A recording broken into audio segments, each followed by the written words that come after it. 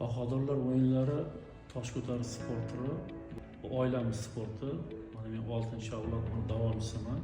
Muntazam ravishda qilingan mashg'ulot, to'g'ri uyqu, to'g'ri ovqatlanish orqasidan uni kunda ko'tarilgan vaznda inson yengib boradi. Meni hayotdagi ham, sportdagi ham birinchi ustozim otam bo'ladilar. Kuchli qizlarimizdan Xo'jayeva Nargiza sport ustasi, Mirzayeva Sabina xalqaro toifasidagi sport ustalari, toki mana Amerika davlati ham bizdan orqada edi, o'zining joyida. Ular 4-o'ringa olishdi. O'zbekistonda mana tosh ko'tarish sport turi bo'yicha Sirdaryo viloyatida 1-o'ringa ko'p keladi. Mana shuncha yillar davomida. Biz sportchilar nafaqat sport zallarida, balki jahon arenalarida ham o'zlarini kuchlarini, mehnatini ko'rsatishgan. Tohir Malikda tengi bilan baxt yetik degan kitobini o'qidim.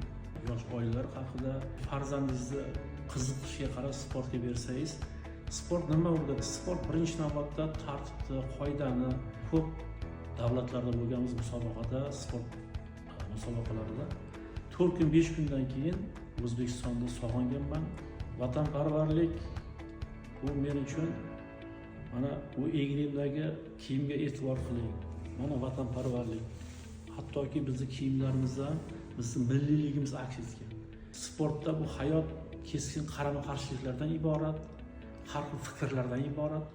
Jismoniy kuch, agar siz faqat shundan foydalanayotgan bo'lsangiz, yutuqqa erishishingiz nihoyatda qiyin bo'ladi. Sportda sportchini bu bir yutuqqa erishgandan keyin kibrga berilib ketishi bu juda ham noto'g'ri holat. O'zingni yer bilsang, o'zgani sher bilgin, bu juda ham kuchli bir maqol. Buni oilada bizda dasturxon boshida yillar davomida bu narsa gapirilib kelgan. Amir Temur yoki Yildirim Bayazid. Amir Temur. Amir Temur yoki Chingizxon. Amir Temur. Amir Temur 24 davlatni birlashtirgan va unga Samarqandni poytaxt qilganligi shuni o'zi buyukligini bitta misol.